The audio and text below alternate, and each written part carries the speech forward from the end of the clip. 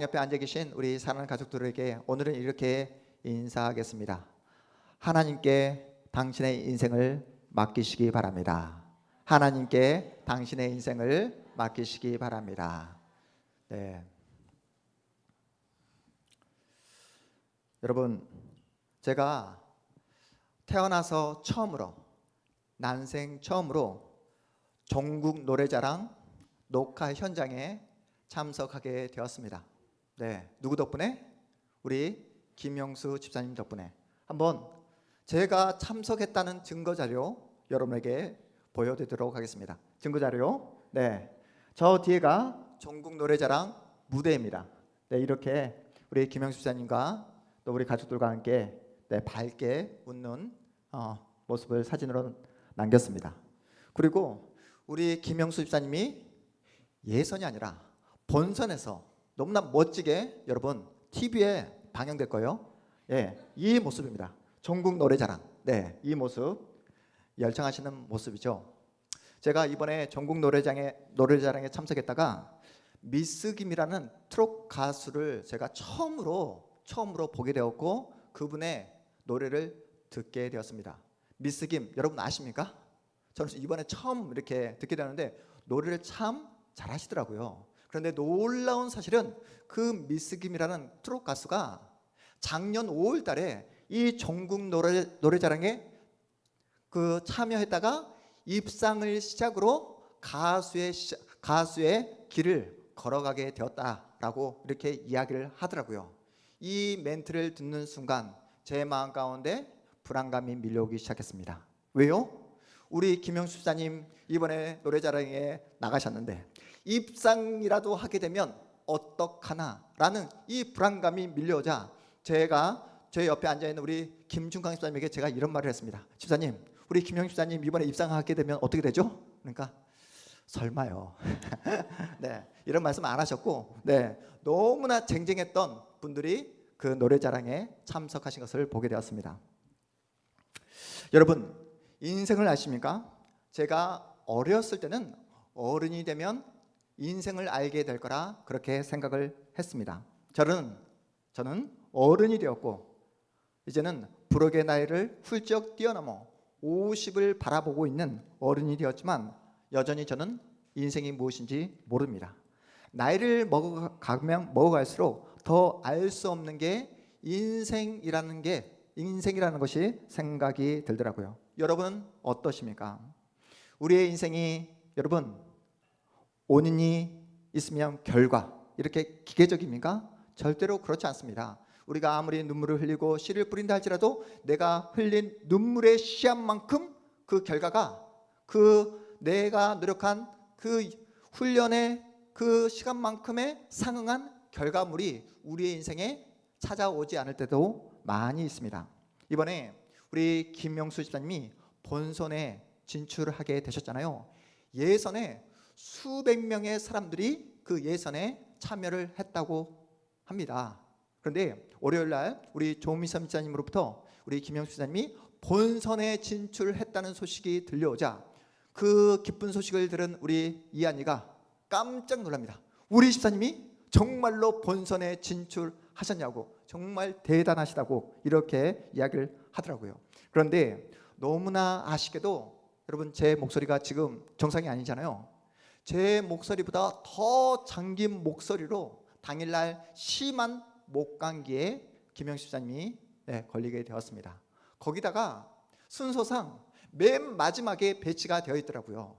앞에서는 막 이런저런 그 인터뷰를 남희석 사회자가 하는데 중간부터는 시간이 없다는 그 어떤 그 제한된 시간 속에서 그냥 사람들이 노래만 하고 다 돌려보내더라고요. 그런데 컨디션도 좋지 않습니다. 맨 마지막이에요. 얼마나 떨렸겠습니까? 전혀 인터뷰도 할 수 없는 그런 상황 속에 김영수 집사님이 마지막 노래를 불렀습니다. 여러분, 우리 집사님 예선을 통과하고 밤마다 얼마나 열심히 노래 연습을 했을까요? 그런데 목감기에 걸리고 말았습니다. 여러분 어떻습니까? 우리가 목표한 것을 이루기 위해서 우리의 마음을 다해서 시간을 들이고 노력을 다 쏟아 붓는다 할지라도 내가 원하는 현실을 붙잡지 못할 때가, 내가 기대하는 그 결과물을 내 손에 움켜쥐지 못할 때가 우리 인생 가운데 얼마나 많은지 모릅니다. 우리가 인생을 살아가면서 그래서 확실하게 깨닫는 것이 무엇입니까? 우리 인생 앞에 어떠한 인생길이 펼쳐질지 우리는 확신할 수 있다 없다? 확신할 수 없다는 겁니다. 우리는 내일을 예상할 수 없고 우리는 내일을 장담할 수 없습니다. 무슨 말입니까? 나에게 어떠한 일이, 어떠한 상황이 나에게 축복이 되고 저주가 되는지 우리는 우리의 인식으로는 지금 당장 판단할 수 없다는 겁니다. 우리 김영수 집사님 이번에 입상을 하시게 되었다면 어떻게 되었을까요? 조민선 집사님, 오늘부터 로드 매니저 감당하셔야 되는 거예요. 이번에 우리나라 문학계에 놀라운 소식이 들려지게 되었습니다. 한강이라는 작가가 노벨 문학상이라는 그 쾌거, 그 기쁜 소식이 온 국민에게 지금 전해지고 있습니다. 그런데 여러분 그거 아십니까? 한강이라는 이 작가, 박근혜 대통령 시절에 어떤 리스트? 문학의 블랙리스트의 명단에 올라가 있었어요. 그리고 경기도청에서는 한강이 쓴 그 모든 작품들이 청소년들에게 좋지 않은 영향을 끼친다라는 그 생각으로 청소년 불원서적으로 선정해서 모든 도서관에서 한강이 쓴 그 모든 책자를 다 폐기했다고 합니다. 그 순간 많은 사람들이, 많은 작가들이, 많은 독자들이 뭐라고 생각했을까요? 한강의 시대도 끝났구나. 한강도 여기서 작가의 생명이 끝나는구나 라고 생각하지 않았을까요? 그런데 이번에 놀랍게도 세계가 인정하는 노벨 문학상을 수여하게 되었습니다. 여러분, 노벨 문학상 우리 한국, 아시아에게서도 너무나 놀라운 상이에요. 우리나라 입장에서 보면 노벨 평화상을 받은 김대중 대통령 이후에 두 번째, 그것도 문학상을 받은 첫 번째 인물이 되었습니다. 무슨 말입니까? 다시 한번 어떤 상황이 나에게 축복이고 어떤 상황이 나에게 저주인지 우리는 당장은 우리의 인식으로는 전혀 판단할 수 없다는 거예요. 오늘 본문 시편 18편은 누가 지은? 여러분이 너무나 잘 알고 있는 다윗이 지은 시입니다. 다윗의 인생, 파란만장한 인생을 살았다라고 여러분에게 몇 번이나 말씀드렸습니다. 다윗은 블레셋의 장군 골리앗을 물맷돌을 던져 한 방에 쓰러뜨립니다. 이 사건으로 다윗은 하루아침에 이스라엘의 스타, 영웅의 반열에 오르게 되는 거예요. 처음에는 축복이라고 생각했습니다. 이제는 들에서 힘들게 양을 치는 그 가난한 신세에서, 벌 볼 일 없는 그 신세에서 이제는 권력의 정점에 서서 사람들의 사랑과 인정을 받으며 자신의 남은 인생이 꽃길이 될 거라 그렇게 기대했습니다. 그런데 현실은 어떻습니까? 다윗의 기대와 소망은 물거품처럼 사라져버리고 이스라엘 영웅의 자리에서 이제는 사울의 칼을 피해 도망가야 하는 도망자 신세가 되고 말았습니다. 내일을 장담할 수 없어요. 날마다 죽음의 위협 속에 살아갑니다. 이스라엘 위에 목숨을 걸고 싸우는데 이제는 이스라엘의 첫 번째 왕 사울의 그 시기와 질투를 피해, 그 사울의 칼을 피해 도망가는 도망자 신세가 되고 말았습니다. 여러분 한번 생각해 보십시오. 다윗의 입장에서 여러분 생각해 보십시오. 다윗이 단 한 번이라도 사울 왕을 배신한 적이 있습니까? 단 한 번이라도 조국 이스라엘을 배신한 적이 있냐고요? 단 한 번도 없었습니다. 오직 이스라엘을 위해서, 조국을 위해서 싸웠고 사울 왕을 위해서 자신의 목숨을 던져 블레셋과 싸웠습니다. 모두가 그 블레셋 장군, 그 골리앗 앞에서 벌벌 떨고 있을 때에 자신만이 주님께서 주신 그 믿음과 용기를 가지고 골리앗 앞에 섰던 다윗이었습니다. 그런데 결국은 다윗은 배신을 당하고 말죠. 하루아침에 도망자 신세가 되고 말았습니다. 다윗은 그 모든 배신과 수모를 온몸으로 발아내고 있어요. 배신감에 치를 떨고 절망감으로 눈물을 흘리면서 도망가고 또 도망가. 어디까지 도망가게 되죠? 다윗이? 여러분, 다윗이 사울의 칼을 피해서 도망가고 또 도망가서 어디까지 도망가게 되죠? 블레셋, 자신이 누구를 죽였다고요? 블레셋 장군 골리앗을 죽인 그 나라 블레셋까지 도망을 치게 됩니다. 블레셋은 어떤 나라입니까? 이스라엘의 족국이에요. 당연히 블레셋 땅으로 다시 들어왔을 때 블레셋 신하들이, 백성들이 지금 화들짝 놀라게 됩니다. 난리가 납니다. 저 인간을 빨리 죽여야 된다고. 우리의 영웅, 우리의 장군 골리앗을 죽인 우리들의 원수라고, 저 원수를 살려두면 반드시 우리나라에 화근이 될 거라고, 당장 다윗의 목을 쳐야 된다라고 그렇게 사람들이 다윗을 포위합니다. 모든 사람들이 자신을 죽여야 된다라고 다윗 자신을 포위했을 때 다윗이 어떠한 반응을 보였을까요? 하나님, 제 주변에 원수들이 저를 죽이려고 이미 저를 포위하고 있습니다. 저를 구원하여 주시옵소서. 주님의 그 능력으로 저를 포위하고 있는 이 원수들을 한 방에 다 쓸어 주시옵소서라고 기도한 것이 아니라 다윗이 취한 행동, 다윗이 취한 그 반응이 무엇입니까? 그 모든 사람들 앞에서 침을 질질 흘리면서 미친 척을 합니다. 여러분, 다윗이 자신을 둘러싼 그 원수들 앞에서 살아남기 위해서 한 행동이 뭐라고요? 침을 질질 흘리면서 미친 척을 하는 거예요. 이때 블레셋 왕 아기스가 이렇게 반응합니다. 저 다윗, 이스라엘에게 배신당하고 실성을 했구나. 저런 미친놈을 저렇게 침을 질질 흘리면서 미친 저 다윗을 죽여서야 뭐 하겠냐, 그냥 내버려 두어라 라는 그 말에 다윗은 죽음의 위기를 모면하게 됩니다. 다윗의 마음 가운데 어떤 마음이 들었을까요? 이렇게까지 하면서, 이렇게 침을 질질 흘러가며 미친 척을 하면서까지 살아야 되나, 이 생명을 유지해야 되나, 그런 수치감, 모멸감이 들지 않았을까요? 여러분은 어떻습니까? 인생을 살아보시니까 여러분의 계획대로, 여러분의 마음대로 인생이 펼쳐지던가요? 오늘 본문에서 등장하고 있는 이 다윗처럼 침을 질질 흘려가며 미친 척을 하지 않고서는 단 하루로 살아갈 수 없는 그런 현실을 우리가 맞이하고 있지 않습니까? 여러분이 암송했던 말씀 중에 데살로니가전서 5장 16절 18절 말씀 다 기억하고 계시죠? 네, 어떤 말씀이었죠?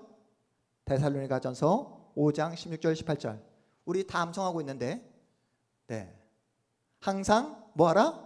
기뻐하라, 쉬지 말고 기도하라, 범사에 감사하라. 이것이 그리스도 예수 안에서 너희를 향한 하나님의 뭐다? 뜻이니라 라는 이 말씀을 여러분 모두가 암송하고 있습니다. 그래서 매일 아침마다 여러분의 영혼을 향해서 항상 기뻐하라고, 쉬지 말고 기도하라고, 범사에 감사하라고 여러분의 영혼을 향해서 외쳐보지만 세상에 나가서, 가정에서, 직장에서 여러분이 마주하는 그 답답하고 힘든 현실 앞에서 여러분 이 말씀이 생명으로 작동되지 않을 때가 얼마나 많았냐고요. 내가 이렇게 하나님의 말씀으로 내 영혼을 향해서 외쳤지만 하나님의 일하심은 전혀 느껴지지 않고, 하나님의 역사하심은 전혀 나의 삶 가운데 전혀 간섭하지 않는 것처럼 느껴질 때가 얼마나 많았습니까? 그래서 하루에도 몇 번씩 던지는 질문이 무엇입니까? 하나님, 정말 하나님께서 살아계십니까? 정말 하나님이 제 기도를 들어주고 계십니까? 하나님, 저의 형편과 상황을 보시고도 지금 이대로 가만히 보고만 계실 것입니까? 라고 하나님 향해서 울분을 토하며 하나님의 역사하심에 의심과 불평과 불만을 가질 때가 얼마나 많았냐고요. 왜요? 우리의 삶이 고단하니까요. 왜요? 우리의 삶이 내 계획과 내 뜻대로 펼쳐지지 않으니까 마음 가운데 불안감이, 마음 가운데 두려움이 밀려오기 때문에 그렇다는 것입니다. 다윗은 사울 왕에 대한 배신감으로 치를 떨었어요. 거기다가 자신을 영웅처럼 지켜 세워주었다가 자신을 헌신짝처럼 내던져 버리는 이스라엘 백성들을 향한 그 배신감으로 치를 떨었습니다. 다윗은 마음속으로 인간들이란 믿을 존재가 되지 않는구나. 인간은 더 이상 신뢰할 존재가 아니구나 라고 하면서 자신의 마음의 문을 완전히 닫아버렸는지도 모릅니다. 이제는 나는 그 누구도 믿지 않아, 그 누구도 신뢰하지 않아, 그렇게 마음속에 칼을 갈았는지도 모릅니다.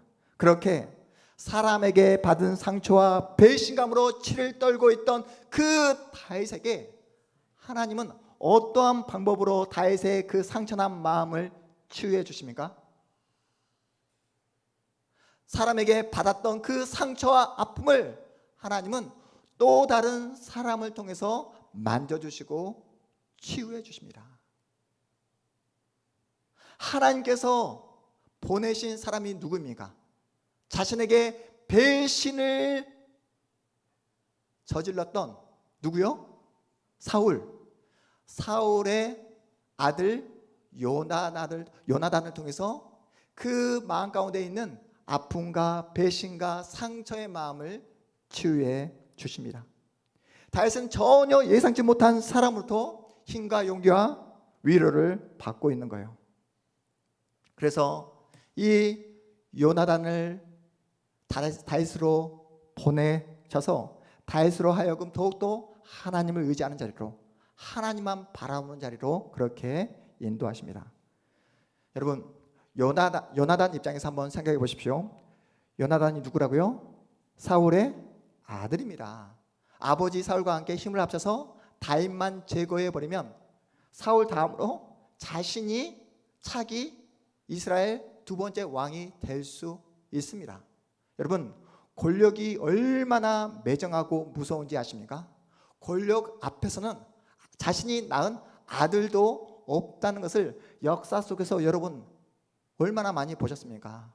자신의 권력, 절대 권력을 유지하기 위해서 자신이 낳은 아들마저도 그냥 죽여버리는 수많은 왕들이 역사 속에서 실제로 있었잖아요. 요나단도 사람입니다. 요나단도 왕이 되고 싶지 않았을까요? 요나단도 절대 권력을 갖고 싶은 그런 마음이 없었겠습니까? 그런데 요나단은 불확실한 내일 때문에 걱정하고 있는 다윗에게 하루하루 도망을 치며 불안해하는 그 다윗을 향해서 하나님의 뜻을 알려줍니다. 하나님은 나를 이스라엘 두 번째 왕으로 세우려고 하는 것이 아니라 지금 도망을 치고 있는, 불안에 떨고 있는 너를 이스라엘의 두 번째 왕으로 세우기로 작정하셨어. 하나님의 뜻, 하나님의 마음을 알려줍니다. 다윗에게 은혜를 갚아야 할 자들은 다윗을 배신해버리고 다윗을 죽여야 왕이 될 수 있는 요나단은 다윗에게 가장 큰 위로를 전해줍니다.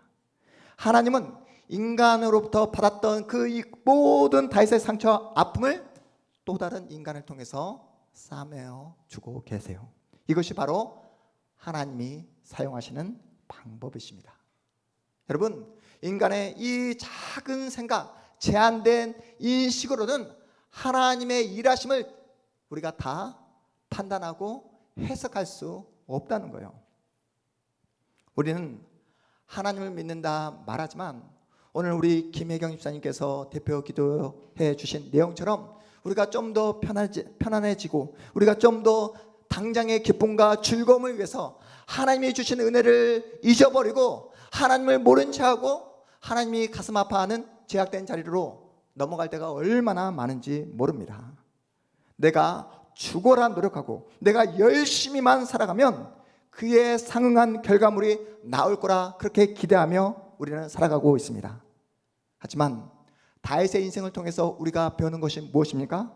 저주가 복이 되고 복이 저주가 되는 것을 배우게 되잖아요.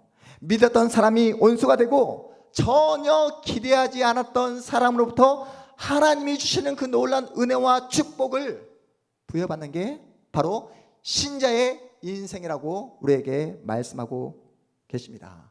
한마디로 다윗은 지금까지 자신이 쌓았던 모든 인생의 경험과 지식이 아무런 힘을 쓰지 못한다는 사실을 철저하게 경험하게 됩니다. 인간이 만들어 놓은 모든 안전장치가 얼마나 불확실하고 얼마나 부실한지를 확인하게 하시는 거예요. 요즘 의대 증원 문제로 사회가 떠들썩합니다. 응급실에 가도 의사를 만나기가 힘든 지경에 이르게 되었습니다. 그뿐입니까? 이번에 의대 증원을 늘린다 하자 역사상 가장 높은 자퇴율을 보이고 있다고 해요. 서울대, 연대, 고대에서. 그 자신의 인생을 던져서까지, 자퇴하면서까지 그 대학을 다니고 있던 재학생들이 자퇴하는 이유가 뭘까요? 힘들어서. 네, 뭐 하기 위해서? 이번에 수능 시험을 다시 봐서 의대 가기 위해서 그렇게 자퇴를 하고 있다고 합니다. 심지어는 열심히 정상적으로 회사 생활을 하는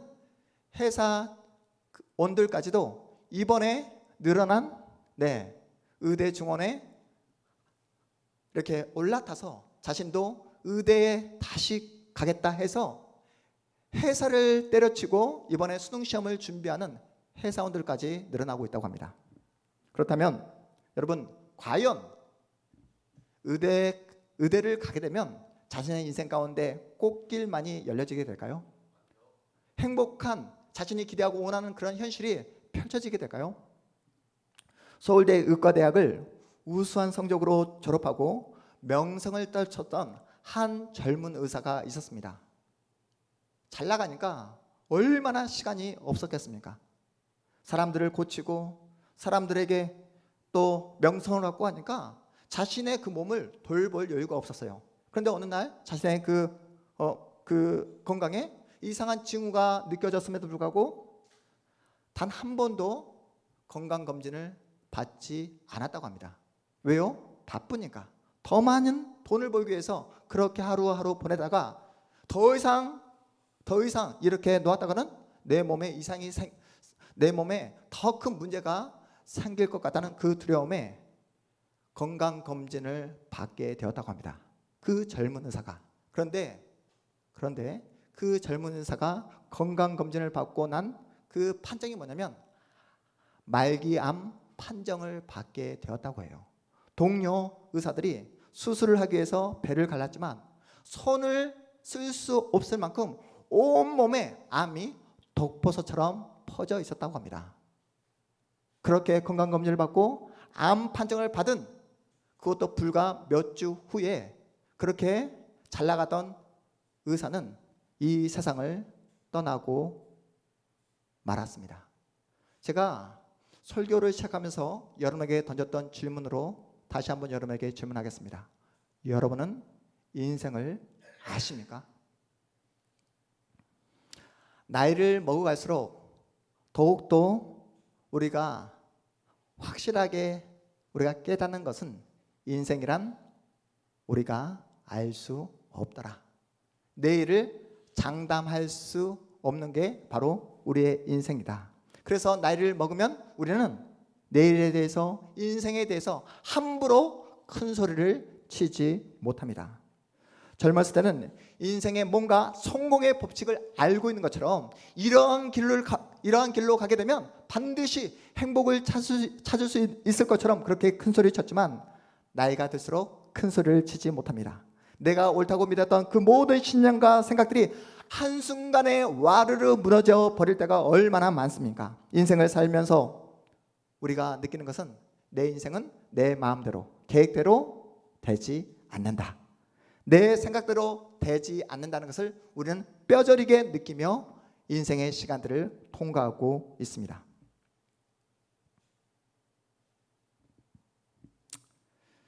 다시 말해서 우리가 아무리 노력을 한다 할지라도 우리가 원하는 결과물을 내 인생 가운데 맛보지 못할 때가 있다는 거예요. 우리가 노력한다고 해서 불확실성이 사라지지 않습니다. 불안과 염려가 계속해서 나를 따라올 수 있습니다. 신자인 우리는 내일 지구의 멸망이 온다 할지라도 스피노자 철학자가 말을 했던 것처럼 우리는 한 그루의 어떤 나무? 사과나무를 심어야 하는 거예요. 신자에게 우리는 정직하게, 부지런하게, 성실하게 사는 것이 마땅합니다. 우리의 역할이고 우리의 몫이며 우리의 책임입니다. 하지만 여러분 기억하십시오. 여러분이 아무리 부지런하게 성실하게 그리고 오늘 하루를 책임있게 산다 할지라도 사과 열매를 우리의 힘과 능력으로는 절대로 맺게 할 수 없다. 결과물은 우리의 소관이 아니다. 그 결과물은 누구의 손에 있다? 하나님의 능하신 손 안에 있는 줄 믿으시기 바랍니다. 여러분 불안하기에 불확실하기에 더욱더 내일을 알 수 없기에 우리의 인생을 우리의 미래를 오직 하나님의 능하신 손 안에 맡기는 저와 여러분의 인생 되시기를 주의 이름으로 축복합니다. 불확실한 현실 속에서 분명하고 확실한 한 가지는 하나님은 살아계시다. 그 하나님께서 지금도 저와 여러분을 지켜보고 계신다. 그 하나님을 신뢰하고 그 하나님을 의지할 때만 놀라운 반전의 기적의 역사가 나타난다라고 다윗은 이렇게 고백하고 있습니다. 그래서 오늘 보면 우리 30절 31절 말씀 우리 다시 한번 우리 한 목소리로 읽어보도록 하겠습니다. 30절 31절 말씀 함께 읽습니다. 시작. 하나님의 도는 완전하고 여호와의 말씀은 순수하니 그는 자기에게 피하는 모든 자의 방패시로다. 여호와 외에 누가 하나님이며 우리 하나님 외에 누가 반석이냐. 아멘. 이 말씀이 불확실한 오늘을 살아가고 있는 우리에게 주시는 확실하고 분명한 하나님의 말씀인 줄 믿으시기 바랍니다. 여호와 외에 누가 하나님이며 우리 하나님 외에 누가 반석이냐. 하나님이 여러분의 인생의 힘이 되어주시고 반석이 되어주시며 여러분의 인생의 해답이 되어주신다라고 말씀하고 계십니다. 여러분 불확실한 인생 속에서 내일을 알 수 없는 우리의 인생 가운데 하나님께 피하고 여호와 하나님만이 저의 힘이시며 능력이시며 방패라는 그 믿음의 고백을 온 마음으로 하기 위해서는 여러분 철저하게 세상적인 것들을 다 끊어내셔야 합니다. 세상을 의지하고 사람을 의지하고 돈을 의지하면 절대로 다윗이 했던 이러한 고백을 할 수가 없습니다. 쉽게 말해 오늘이 불확실해야 한다는 거예요. 여러분 여러분에게 다가오는 그 불안감을 감당해야 합니다. 내일 나는 어떻게 하지? 우리 자녀의 미래는 어떻게 하지? 우리 가정의 미래는 어떻게 하지? 이 불안감을 가지고 사람들에게 나아가는 것이 아니라 돈을 의지하는 자리로 나아가는 것이 아니라 여러분의 인생과 여러분의 가정과 자녀의 미래를 하나님의 능하신 손 안에 맡기셔야 된다는 거예요. 여러분 내일의 불안감과 내일의 불확실성을 세상의 것으로 채우고 세상의 것으로 상쇄해 버리려고 하는 분들이 얼마나 많은지 모릅니다. 돈으로 내일을 사려고 돈으로 내일의 불확실성을 없애버리려고 하면 인간이라는 존재는 항상 죄를 짓는 자리로 하나님을 잊어버리는 자리로 갈 수밖에 없다라고 성경이 우리에게 말씀하고 계십니다. 그래서 하나님은 신자인 우리에게 불확실성을 놓아두신 겁니다. 어떤 고백을 받아내기 위해서요? 하나님만이 우리의 반석이십니다. 하나님만이 내 인생의 방패가 되어주십니다. 하나님만이 내 인생의 전부이십니다. 이 고백을 받아내기 위해서요. 여러분 이러한 고백을 하나님 앞에 항복하며 하나님을 의지할 때에 하나님은 여러분의 인생 가운데 놀라운 반전의 기적의 역사를 보여주신 줄 믿으시기 바랍니다. 이번 전국 노래자랑에 제가 갔을 때에 특별 출연으로 화성 시장님이 나오셨어요. 화성 시장님이 나오셔서 이러한 말씀을 하시더라고요. 이제 화성시가 특례시가 되어서 100만, 인구 100만이 넘었기 때문에 특례시가 되어서 화성의 위상이 올라가게 되었다고. 그러면서 하시는 말씀이 화성시는 세계를 주도하는 반도체 시티, 그러한 세계를 주도하는 그러한 도시가 될 거라고 이렇게 이야기를 하시더라고요. 그런데 여러분, 한편에서는 우리 하성 시사님은 삼성전자가 화성에 있다라고 자랑을 하지만 또 다른 한편에서는 삼성전자가 지금 굉장히 어렵다고 이야기하는 분들이 많이 계십니다. 지금 삼성전자를 다니는 수많은 인재들이 삼성전자를 탈출하고 있다는 소식도 들려오더라고요. 심지어 삼성전자에 있는 높은 임직원이 지금 몇 년 안에 삼성전자에 큰 어려움이 올 수 있다라는 그런 이야기까지 하고 있습니다.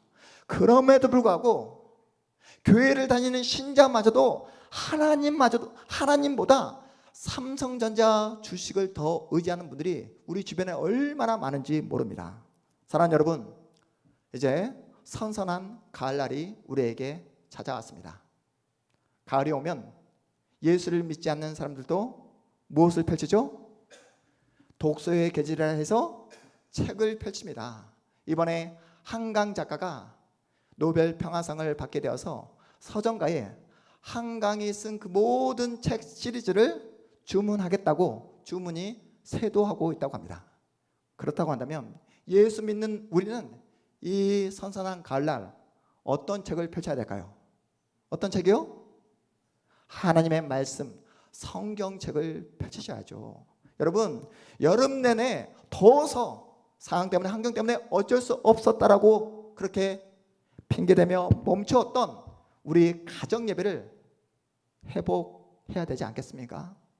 불안할 때, 걱정이 밀려올 때, 두려움이 우리 가정 가운데 찾아올 때, 여러분, 불안과 걱정으로 여러분의 마음과 심령을 채우지 마시고 손을 붙잡고 하나님의 말씀을 펼치면서 그 말씀을 붙잡고 우리 가족과 우리 자녀들과 손에 손을 붙잡고 기도할 때에 하나님은 우리 가정 가운데, 우리 자녀의 인생 가운데 놀라운 반전의 역사를 베풀어 주신 줄 믿으시기 바랍니다. 사랑하는 여러분, 내일은 우리가 장담할 수 없습니다. 내일은 우리의 힘으로 예측할 수 없습니다. 분명하고 확실하신 누구에게? 하나님께 피하고 그 하나님을 의지하고 그 하나님의 능력의 손에 우리의 가정과 우리의 자녀의 미래를 우리 하나님의 손에 맡길 때에 하나님은 우리 가운데 어떤 역사를 베풀어 주신다? 놀라운 반전의 역사, 기적의 역사를 베풀어 주십니다. 증인이 누구입니까? 바로 침을 질질 흘려가며 자괴감에 모멸감에 빠져있던 다윗이 하나님의 은혜로 누가 여호와 외에 하나님이며 우리 하나님 외에 누가 반석이 되겠냐고 그렇게 고백하고 있습니다. 우리 가운데 힘들고 어렵고 답답한 현실 때문에 걱정하고 염려하고 있는 우리 성도님이 계시다면 오늘 주신 말씀을 통해 이 시대에 또 하나의 다윗으로 여러분의 그 마음 가운데 다윗이 했던 믿음의 고백을 올려들어 하나님이 주시는 놀라운 반전의 역사, 기적의 역사를 맛보시며 나가는 여러분의 복된 신앙의 여정 되시기를 주님의 이름으로 축복합니다. 우리 모두 자리에서 일어나겠습니다.